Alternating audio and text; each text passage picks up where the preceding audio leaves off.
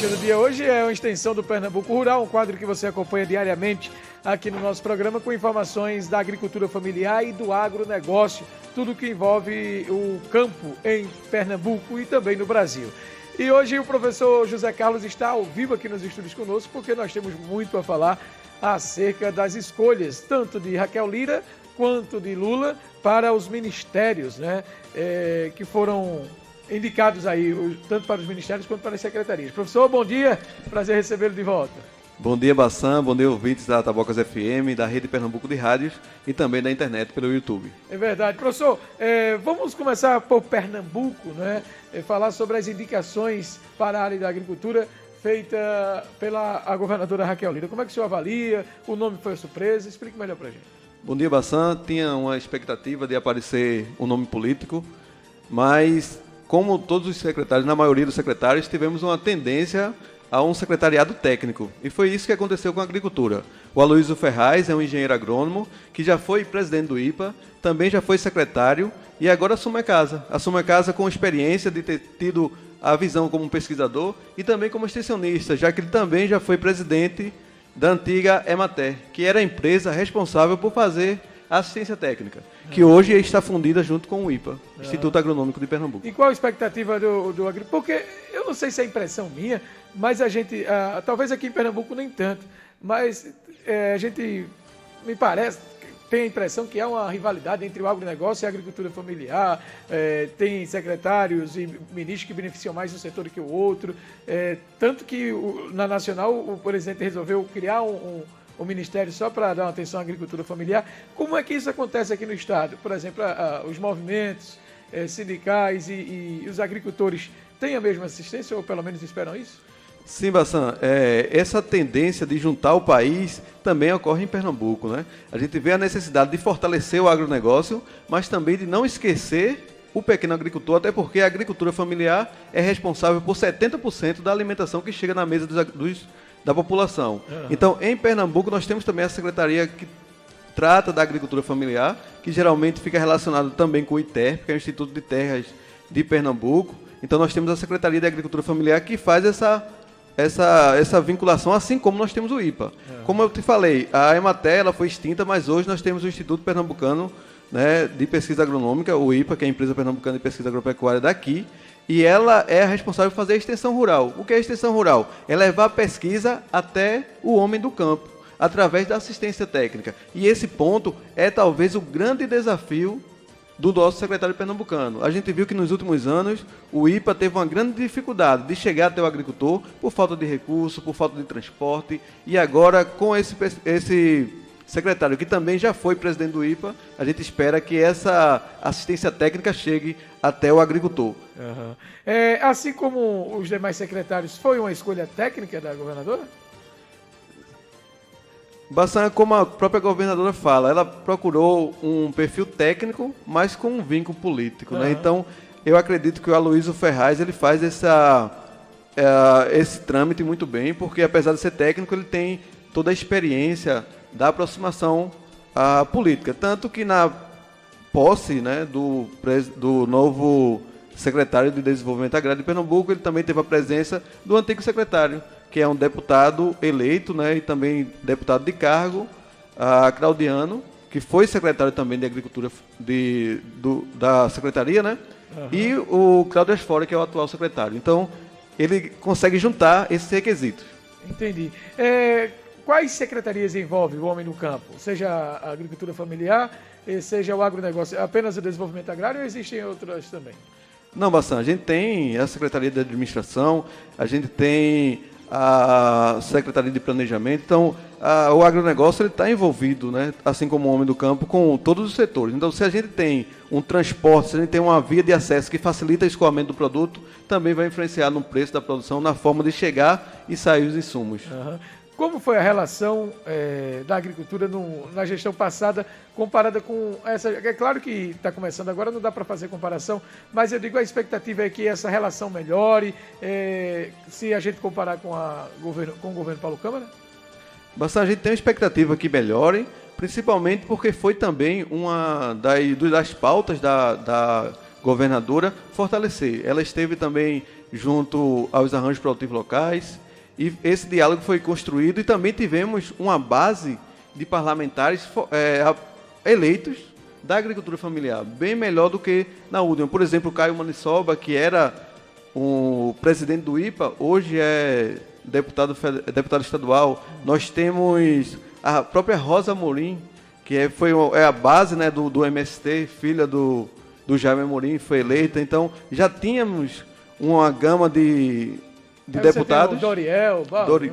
Exatamente, Doriel, os próprios de Vitória de Santo Antão, né, o Joaquim, o Henrique Filho, assim como o Agrailson Vitor também. Então, a base agrícola está formada. Agora a gente espera que dê certo. Entendi. Vamos para a Nacional, porque lá o presidente Lula fez uma divisão. E a expectativa, eu conversei com os sindicalistas e pessoas envolvidas no setor da agricultura, e no governo Bolsonaro era um choro só, e não tem projetos, e não tem nada, e travaram os recursos. E agora, o que esperar do novo ministro da Agricultura, do ministro, temos um pernambucano entre eles, né, que é o André de Paula. Como que ficou essa divisão, professor? Explica pra gente. O Ministério da Agricultura, Pecuária e Abastecimento foi dividido em 3 pastas.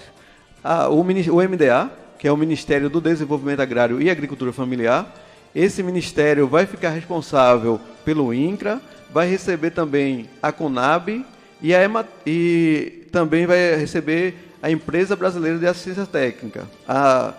Dessa forma, foi uma grande pressão dos movimentos sociais para que o Ministério da Agricultura ele recebesse um ministério próprio para as questões agrárias. E aí, Bassan, é um ministério desafiador que também vai trazer à tona a questão da ciência e tecnologia para os arranjos produtivos locais e as questões ambientais também.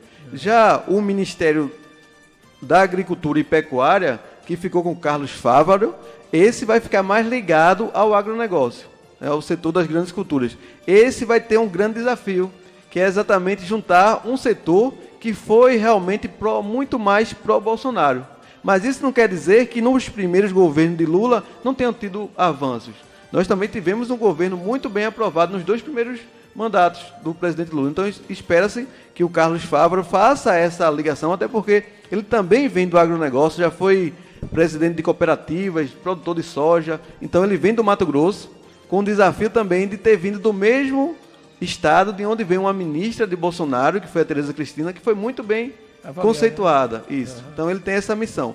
E o Ministério da Pesca e Aquicultura vem com o pernambucano, né, André de Paula, com um orçamento melhor. Fala-se em torno de 9 vezes mais recursos do que teve no governo Bolsonaro. E também tem o André de Paula como articulador para buscar recursos junto com os parlamentares. O que faz o Ministério da Pesca, professor? O Ministério da Pesca ele é responsável por fazer a regulamentação da utilização das águas da União. Ele é responsável também por fomentar as políticas públicas para fomentar a pesca e também a aquicultura, que são os cultivos, né, dos peixes, camarões. E também ele vai ser responsável por conduzir esses projetos de assistência técnica voltada à pesca, mais diretamente para a pesca. Bruno, o senhor acha que foi acertada a indicação do pernambucano André de Paula? O pernambucano André de Paula ele sempre teve uma ligação, né, muito boa com o setor. E é um político, né, Bassan? Por ser político, pode facilitar na busca por recursos. E Pernambuco também se fortalece por colocar mais um ministro. E interessante também que a indicação de André de Paula também vem com relação ao partido, né, o PSD. Sim. Pelo Carlos Fávaro, está no PSD.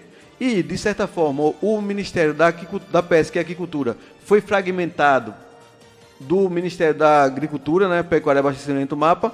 Assim, um partido tem um novo ministério, mas não perde espaço, porque o Carlos Fávaro fez um movimento de sair do PP para o PSD, e o PSD hoje mantém tanto o Ministério da Pesca e Aquicultura como o Ministério da Agricultura. Isso é importante também, Bassan, porque esse movimento político foi bem interessante, porque o Carlos Fávaro estava ligado ao PP. Então, na medida que ele saísse como ministério, ia abrir espaço para a sua suplente. Né? E a Margarete, que era a sua suplente, ela estava mais ligada à linha de Bolsonaro. Então, na medida que ela foi para o PSD, se configurou esse arranjo melhor para que ela tenha base também política. Muito interessante isso. Então, as perspectivas são boas com relação à nacional também, para os agricultores. Muito boa, Bassan, tendo em vista que agora também os movimentos sociais terão a representação e essa interligação com os ministérios parece estar bem entrosado. A gente vê um discurso bem afinado entre eles. Porque não tinha sequer diálogo, né?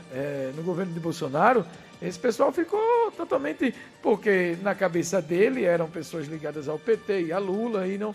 Ao invés de cativar, não, venham para cá, manter isso aqui, achou que abandonando essas pessoas resolveria o problema, né? Exato, Bassan. Isso também é uma mensagem do presidente Lula, né? De que as pessoas de centro também terão espaço, né? Isso fomenta muito bem o diálogo e sempre no discurso de produzir, mas produzir de forma sustentável. Para finalizar, o Programa de Aquisição de Alimento, PAA, a que pese está, né? Onde os produtores rurais produzem e vendem para os municípios através dos recursos que vêm lá da Nacional. Esse programa deve ser fortalecido? Com certeza, Bassan, o PAA vai ser fortalecido e vai ficar junto ao MDA, né?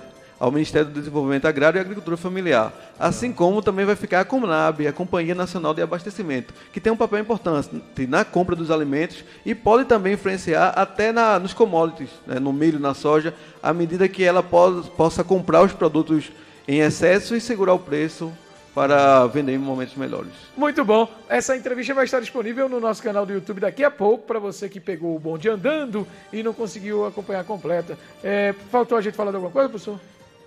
Não, Bassan, a gente agradece o espaço, manda um abraço para todos os agricultores e agricultoras e a nossa função é aproximar quem produz de quem consome, o homem do campo e o povo da cidade precisam andar juntos para que a alimentação possa ser produzida e possa chegar na mesa das pessoas. Muito e a bom. informação também, né, Bassan? Esse é o professor José Carlos, engenheiro agrônomo e professor do Instituto Federal de Ciência e Tecnologia de Pernambuco, IFPE, Campus Vitória de Santo Antão. 8h16 agora.